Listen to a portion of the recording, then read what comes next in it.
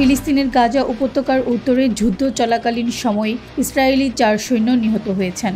Israeli সামরিক বাহিনী শনিবার জানিয়েছে, হামাসের সঙ্গে যুদ্ধে তাদের এই 4 জন সেনা নিহত হয়েছেন। এর ফলে 2023 সালের 7 অক্টোবর শুরু হওয়া গাজা যুদ্ধ শুরু করার পর থেকে ফিলিস্তিনি ভূখণ্ডে নিহত ইসরায়েলি সৈন্যের সংখ্যা 403-এ পৌঁছেছে।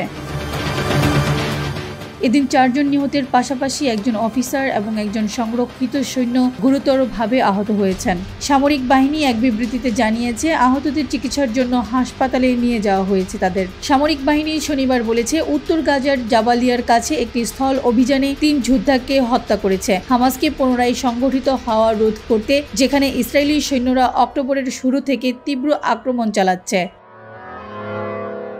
এদিকে গাজার সিভিল ডিফেন্স এজেন্সি বলেছে যে জাবালিয়ার কাছে অন্তত 8 জন ফিলিস্তিনি নিহত হয়েছেন। এদের মধ্যে একটি স্কুলে আশ্রয় নেওয়া 2 শিশুও রয়েছে। প্রতিরক্ষা সংস্থার মুখপাত্র মাহমুদ বাসাল নিশ্চিত করেছেন যে উত্তর গাজার জাবালিয়া শহরের হালওয়া স্কুলে ইসরায়েলি গোলাবর্ষণের 2 শিশু ও 2 নারী সহ 8 জন নিহত হয়েছেন। বাসাল বলেছেন যে এই ঘটনায় 19 জন শিশু সহ অন্তত 30 জন আহত হয়েছেন।